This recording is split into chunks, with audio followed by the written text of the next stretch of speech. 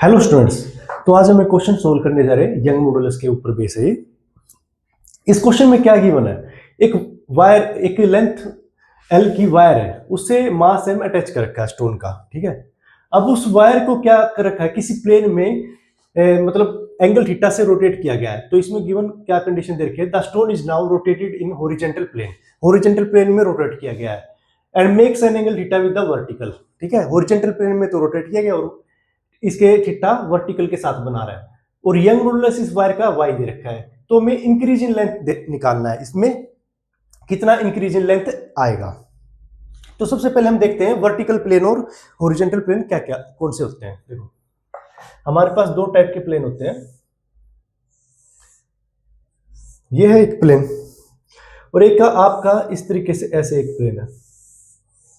ठीक है, इसको तो मैं वर्टिकल कहूंगा और ये हॉरिजॉन्टल है। अब देखो, इन प्लेन्स के बारे में बताया गया है, ये गिवन दिए गए, ये क्यों दिए गए हैं ये देखते हैं। इसमें एक वायर है जिसकी लेंथ आपकी एल दे रखी है और मास एम अटैच कर रखा है। इसको थीटा एंगल से रोटेट किया गया है इस वायर को। अब ये कह रहा है कि वर्टिकल प्लेन के साथ, देखो वर्टिकल प्लेन क्या है आपका, ऐसे है, तो जब वायर ऐसे थी इसको ऐसे रोटेट किया गया है और हॉरिजॉन्टल प्लेन में रोटेट किया गया ऐसे। ठीक है, ये मास एम है। अब देखो, ये थीटा जो है, ये वाला एंगल जो है थीटा है आपका। तो इसमें जो मास एम, अगर ये ऐसे, तो इसका वेट जो होगा नीचे mg लगेगा। और मैं इसको अगर आगे एक्सटेंड कर लूं तो इसका, अगर मान लो ये टेंशन इसमें T क्रिएट हो रही है, क्योंकि जब आप मास एम अटैच करोगे और इसको रोटेट करोगे तो इसमें टेंशन क्रिएट होगी। ठीक है, और टेंशन जो क्रिएट हो रही है, इसका T कोस थीटा जो कंपोनेंट होगा, ये एंगल थीटा है तो ये भी एंगल थीटा होगा आपका। जो आपका अल्टरनेट एंगल होता है, ये T कोस थीटा आ जाएगा। ठीक है, तो और दूसरी साइड क्या हो जाएगा आपका, T साइन थीटा लगेगा।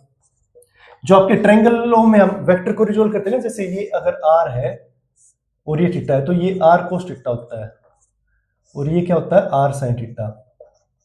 ठीक है, अब ये T कोस थीटा हो गया और ये नीचे mg एक्ट कर रहा है, तो T कोस थीटा किसके इक्वल हो गया हमारा, T कोस थीटा हो गया हमारा mg के इक्वल। तो T यहाँ पे आ गया mg बाय कोस थीटा। ठीक है, क्योंकि इस T जो टेंशन क्रिएट हो रही है इसकी वजह से तो वायर में जो लेंथ है, लेंथ चेंज हो रही है, तो हमें वही निकालनी है। तो हमारे पास यंग मॉडुलस का फॉर्मूला क्या होता है, यंग मॉडुलस होता है आपका force upon area into L by delta L. Stress upon strain होता है हमारा, तो स्ट्रेस ये और स्ट्रेन ये होता है, delta L by L strain होता है, ये ऊपर चला जाएगा एल। तो फोर्स की वैल्यू यहाँ पे क्या लिखेंगे, फोर्स जो एक्ट हो रही है वो टेंशन ही एक एक्ट हो रही है, तो mg बाय कोस थीटा आपका ये आ जाएगा। ठीक है, एल यहाँ पे into 1/a into L by delta L, हमें डेल्टा एल निकालना है। तो डेल्टा एल किसके बराबर हो जाएगा, mg बाय ए कोस थीटा, ए यहाँ पे एरिया है और एल बाय वाई। अब देखो, एरिया आप इसका कैसे कैलकुलेट करोगे, इसका डायमीटर d दे रखा है तो रेडियस इसकी होगी d/2। डायमीटर इसका d दे रखा है तो रेडियस होगी d/2। तो इसका जो एरिया हो जाएगा, cross section area pi r square हो जाएगा, पाई इंटू d/2 का होल स्क्वायर, तो पाई d²/4 ये एरिया हो गया। mg बाय ए आ जाएगा पाई d²/4। ठीक है, और into cos theta into L by Y. अब ये जो है 4 ऊपर चला जाएगा तो आपकी डेल्टा एल कैलकुलेट होके आ जाएगी 4mg divide by pi d² into L by Y cos theta.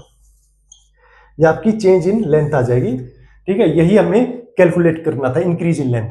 तो चेंज इन लेंथ का मतलब क्या हो गया, कितनी लेंथ आपकी इंक्रीज हुई है नेट, वो आपकी क्या है, ये आंसर आ गया। Okay, thank you.